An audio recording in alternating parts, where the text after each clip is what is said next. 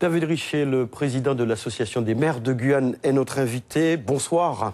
Bonsoir. Le reportage que nous venons de voir a été tourné hier. Quels sont, au jour d'aujourd'hui, les problèmes qui demeurent dans le cadre de la préparation de la campagne sur le territoire? Écoutez, aujourd'hui, les mairies doivent mettre en place les panneaux. Donc, c'est fait dans l'ensemble des mairies, d'est en ouest. Donc, ça, c'est fait. Maintenant, on attend encore, et j'ai eu la préfecture ce matin, ce qui est procès-verbaux, bulletins de vote, les enveloppes, etc. Donc tout le matériel électoral.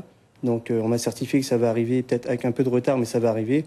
Donc aujourd'hui, écoutez, tout est nominal. Je pense que pour mettre en place ces présidentielles, en tous les cas, les maires font tout pour. Parlons encore de l'élection présidentielle. Beaucoup d'appels pour le boycott de l'élection présidentielle ou à voter blanc circulent sur les réseaux sociaux. Est-ce que les maires, tout en organisant cette élection, s'associent à ce mot d'ordre?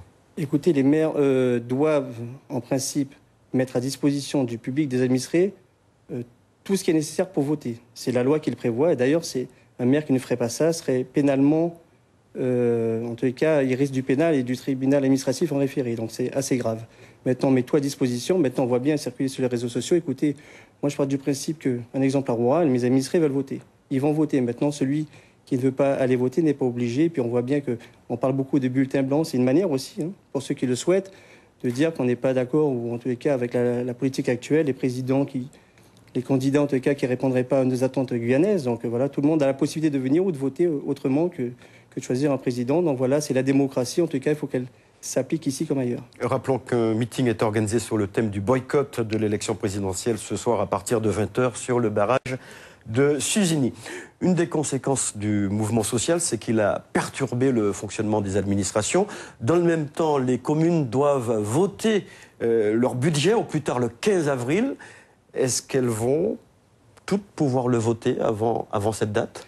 En tout cas, on fait tout pour, puisque une commune qui vote pas un budget, nous serons vraiment en difficulté. Pas les maires, mais vraiment nos administrés.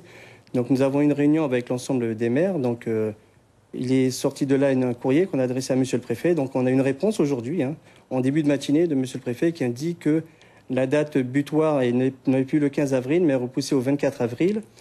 Et que si d'ici là, les choses ne sont pas encore réglées, s'il est encore difficile de réunir les conseils municipaux, qu'il étudiera au cas par cas.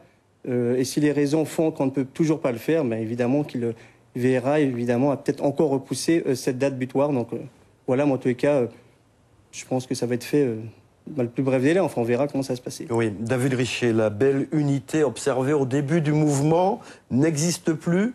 Est-ce que les chefs d'entreprise qui ont porté plainte pour que les barrages soient levés, est-ce qu'ils ont eu raison de le faire, de saisir la justice? Écoutez, c'est un droit qui leur appartient. Ils en ont le droit, ils l'appliquent. Maintenant, c'est vrai que l'unité dont vous parliez tout à l'heure, elle disparaît peu à peu. Maintenant, ça prouve aussi que nos entreprises en Guyane ont du mal. On dit toujours c'est une économie de comptoir. Et quand on ne peut pas tenir 2 semaines, ça veut bien dire qu'on a de grandes difficultés. Donc aujourd'hui, je pense que c'est l'unité qui prime encore. Parce que les problèmes qu'on avait hier, ils sont encore là aujourd'hui.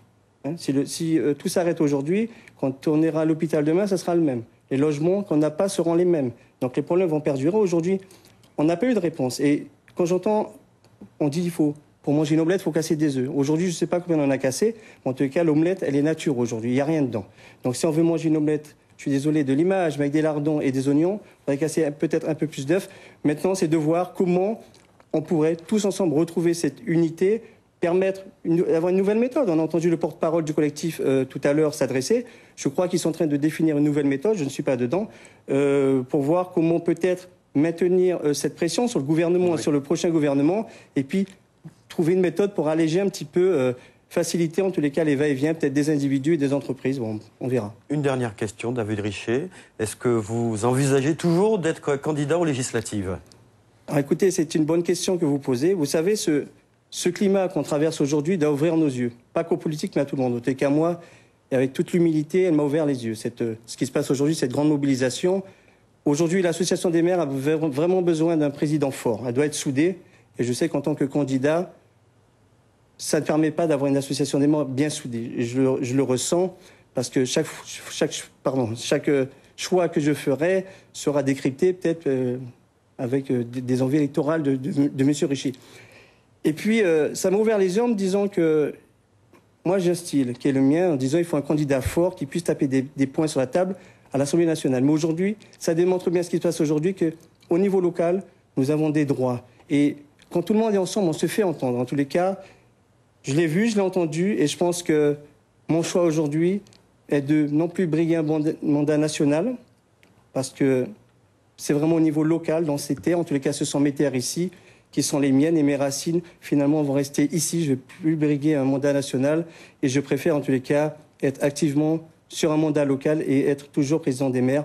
En tous les cas, c'est la démonstration qu'a fait la population. On a besoin d'élus locaux forts. Donc je ne briguerai pas un mandat national, mais je reste au niveau local. Merci David Richer pour toutes ces précisions. Vous ne serez donc pas candidat aux législatives au mois de juin.